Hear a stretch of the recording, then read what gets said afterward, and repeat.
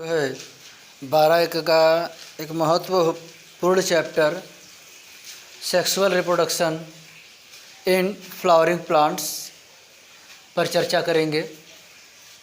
Sexual reproduction पिछली class में मैंने बताया था कि इसमें दो जनक की आवश्यकता होती है।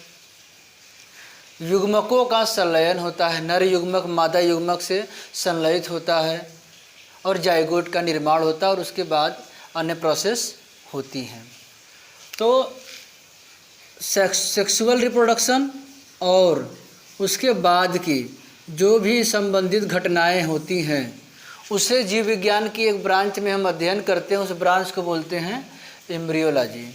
एम्ब्रियोलॉजी किसे कहते हैं? तो प्लांट में सेक्सुअल रिप्रोडक्शन और उससे संबंधित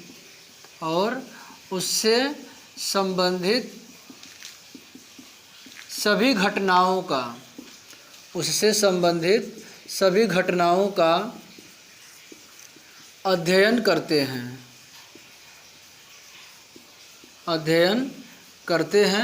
उसे एम्ब्रियोलॉजी कहते हैं। लैंगिक जनन और उससे संबंधित जिन घटनाओं का अध्ययन हम जीव विज्ञान की जिस ब्रांच में अध्ययन करते हैं उसे हम एम्ब्रियोलॉजी कहते हैं। इसके जो जनक हैं वो पी माहेश्वरी हैं। इंडिया लेवल पे बात कर रहे हैं तो पंचानन माहेश्वरी दिल्ली के पूर्व प्रोफेसर भी रह चुके हैं। ये पी माहेश्वरी, पंचानन माहेश्वरी को फादर ऑफ इंडियन एम्ब्रियोलॉजी कहते हैं। अब बात करते हैं फ्लावर की, पुष्प। तो पुष्प जो होता है वो सेक्सुअल ऑर्गन होता है, लैंगिक जनन होता है पौधे का। सेक्सुअल ऑर्गन ऑफ प्लांट, पौधे के लैंगिक जनन को पुष्प कहते हैं। यह जो है स्टेम का मॉडिफाइड फॉर्म होता है, modified form of stem.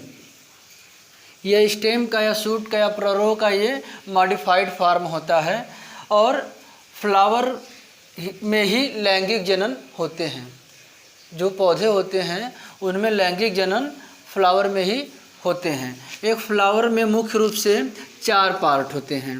Flower में मुख्य रूप से 4 पार्ट होते हैं। पहले उसको जानने से पहले ये जान लेते हैं कि फ्लावर जो है वह डंठल युक्त यदि फ्लावर में डंठल होता है तो उस फ्लावर को बोलते हैं पेडिसिलेट फ्लावर। उस फ्लावर को बोलते हैं पेडिसिलेट। यदि फूल में डंठल है तो, यदि डंठल नहीं है तो उस फ्लावर को बोलते हैं सेसाइल फ्लावर। डंठल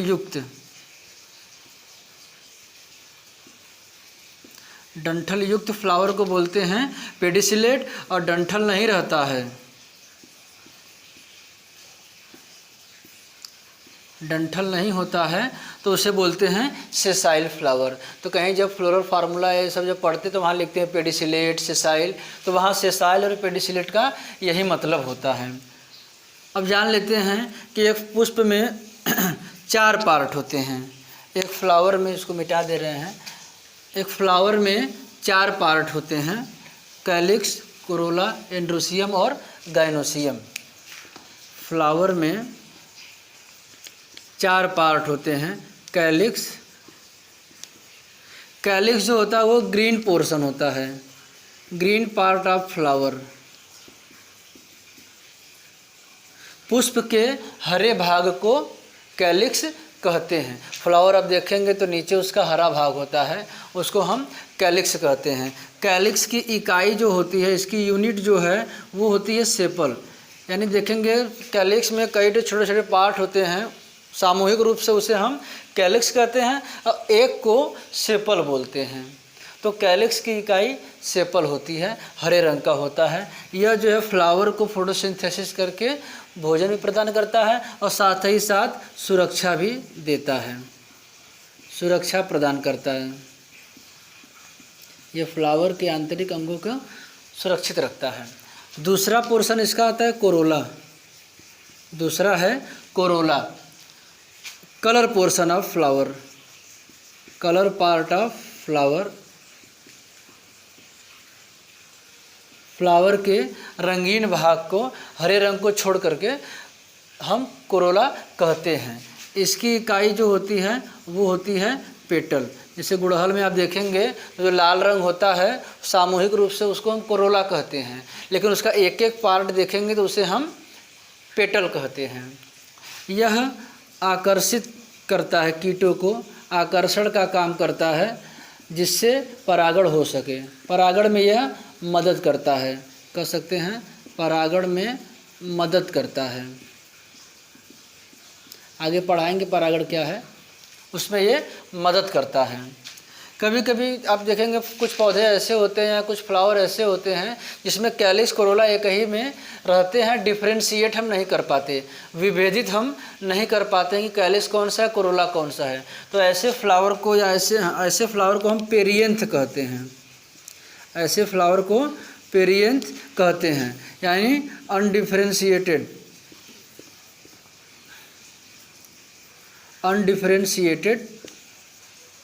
इनटू कैलिक्स एंड कोरोला।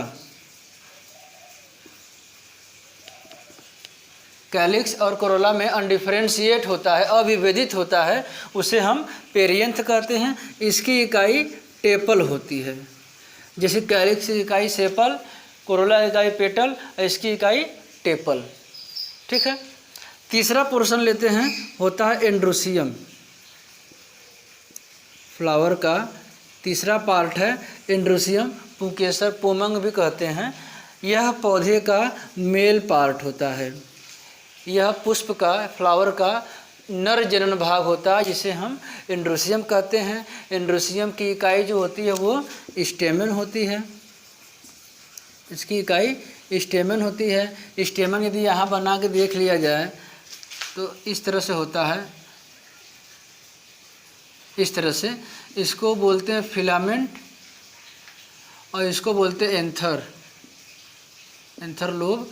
और इसमें जो है परागकोश होते हैं, परागकश में परागकण होते हैं, पॉलन ग्रेन होते हैं। ये स्टेमन की संरचना हो गई। उसके बाद चौथा पोर्शन है गाइनोसियम, स्त्री केसर, इसको बोलते हैं पुंकेसर, इसको बोलते हैं स्त्री केसर। कहीं कहीं पिस्टिल भी लिख के आता है, तो पिस्टिल भी गाइनोसियम को बोलते हैं। यानी ये फीमेल पार्ट है, यह फीमेल सेक्स आर्गन है फ्लावर का। इसकी इकाई होती है कार्पेल। इसकी इकाई कार्पेल होती है। कार्पेल में भी 3 पार्ट होते हैं। सबसे नीचे होता है ओवरी, इसके ऊपर होता है स्टाइल और सबसे ऊपर होता है स्टिग्मा। ओवरी, वर्तिका और वर्तिकाग्र। अगर कार्पेल जो है फ्यूज हो, कार्पेल जुड़ा हुआ होता है तो उसको बोलते हैं सिनकार्पस बोलते हैं। और यदि ओवरी या कार्पेल फ्री हो, कार्पेल जुड़ा हुआ ना हो, तो उसको बोलते हैं एपोकार्पस। एपो माने फ्री होता है, तो ऐसे कार्पेल को बोलते हैं एपोकार्पस। ये फ्लावर की संरचना के बारे में हो गया। फ्लावर क्या है, ये इतने पार्ट से मिलके बना हुआ है, ये थोड़ा सा हम लोग जान लिए। इसके बाद जो है नेक्स्ट वीडियो में मैं चर्चा करूँगा पॉलिनेशन की। पॉलिनेशन क्या है, कितने प्रकार का होता है और उनसे क्या लाभ है और क्या हानि है। यदि आप मेरे चैनल को सब्सक्राइब नहीं किए हैं, सब्सक्राइब कर दें और शेयर कर दें। Thank you.